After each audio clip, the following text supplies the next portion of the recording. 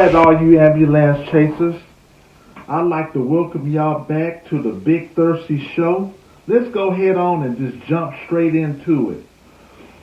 Alright, so today we are talking about an African inventor in Zimbabwe, Maxwell Chukumbuso, who says he figured out a way to power electric vehicles with air. Yeah, you heard me right. No gas, no charging, just vibes and radio waves. Well, if that sounds crazy, Wi-Fi did at one time also. So let's break it down. Now, this guy's been working on self-powering electric vehicles, something that could change every oil company executive and put him into an early midlife crisis. Imagine never having to stop for gas, never plugging your car in, just rolling endlessly through the streets while ExxonMobil's executives cry to their stock reports. Sounds dope, right?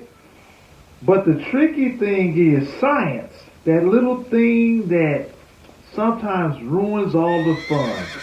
The U.S. Patent Office basically looked at his paperwork and said, nah, bruh. They claim that his invention breaks the laws of physics, which to be fair, is kind of strict. But wait a minute.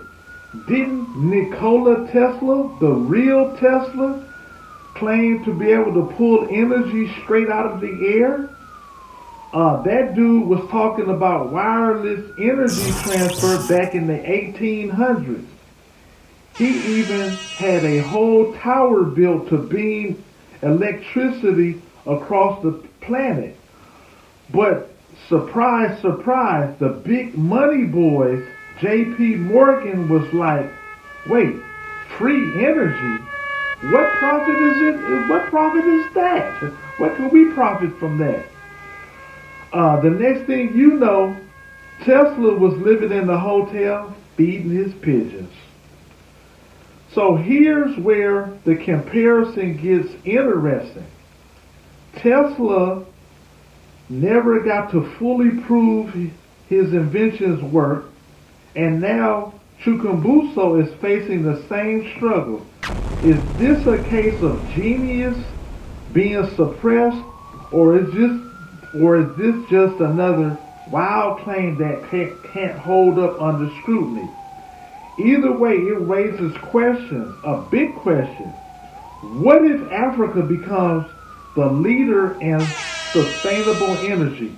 What if the future power doesn't come from usual suspects, but from Zimbabwe, Nigeria, or even Kenya?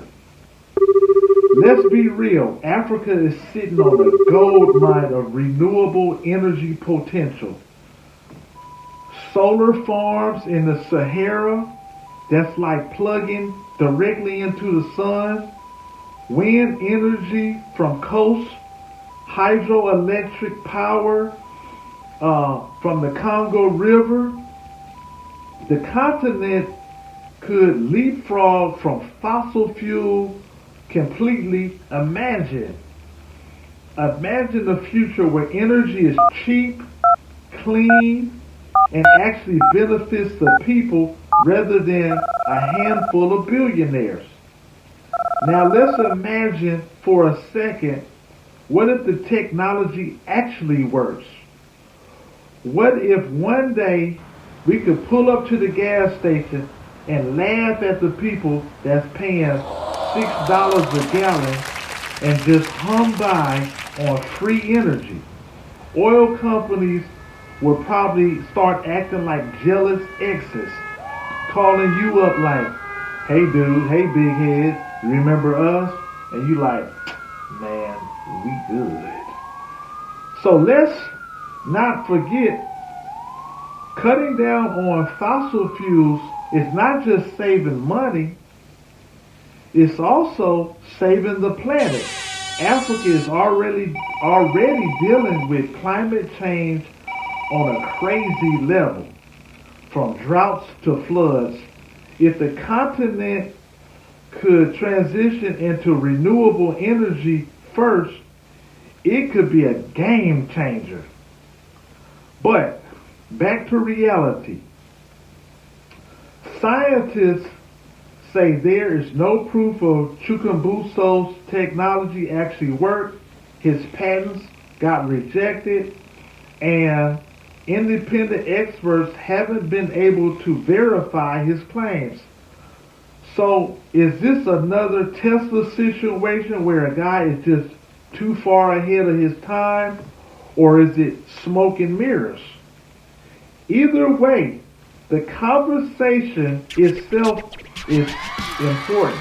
Africa needs more innovators, more research, and more investment into technology that could break the cycle of energy dependency. Whether it's solar, hydro, or radio frequencies, if they actually work, the future is there for the taking. So, what do y'all think? What do the ambulance chasers think? In the comments, let me know, is this too good to be true story? Or if this actually works? And hit us off with some suggestions. But don't forget to like, share, and subscribe, and hit that button so that I can keep the info coming. Remember, stay thirsty for the truth, my friends.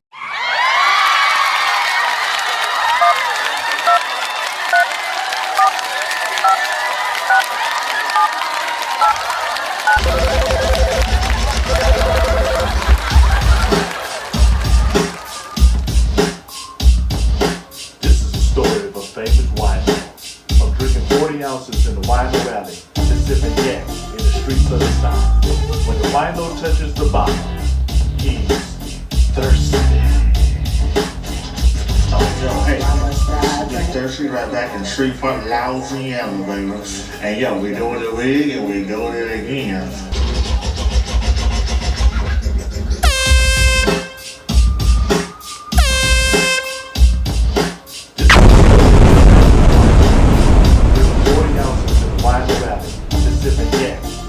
Of the South. When the wino touches the bottom, he's thirsty. Oh, yo, hey, get thirsty right back in the street front Louisiana, baby. And yo, we doing it big and we doing it again.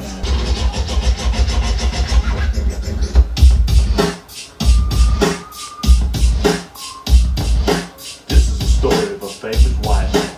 I'm drinking 40 ounces in the Wino Valley, just sipping yak in the streets of the South. When the wino touches the bottom, he's thirsty. Oh, yo, hey, get thirsty right back in the street front Louisiana, baby. And yo, we doing it big and we doing it again.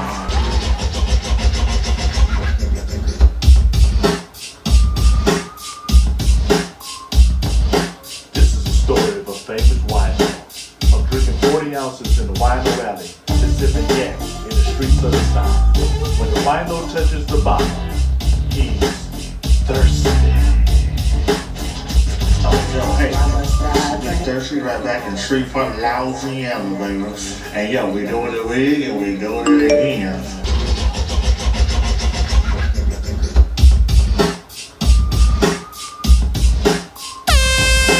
This is the story of a famous wine man. I'm drinking 40 ounces in the Wino Valley, just sipping yak in the streets of the South. When the wino touches the bottom, he's thirsty. Oh, yo, hey, get thirsty right back in the street front Louisiana, baby. And yo, we doing it big and we doing it again. Right on, right on. I'd like to thank all you ambulance chasers and the Ambulance Chaser fan club for tuning in and being patient with another Big Thirsty Show. The podcast that's not afraid to blast. We had to go outside on y'all. take it to California, and we will be back. Stay tuned for the Big Thirsty Show. Like, share, subscribe, and tell a friend to tell a friend.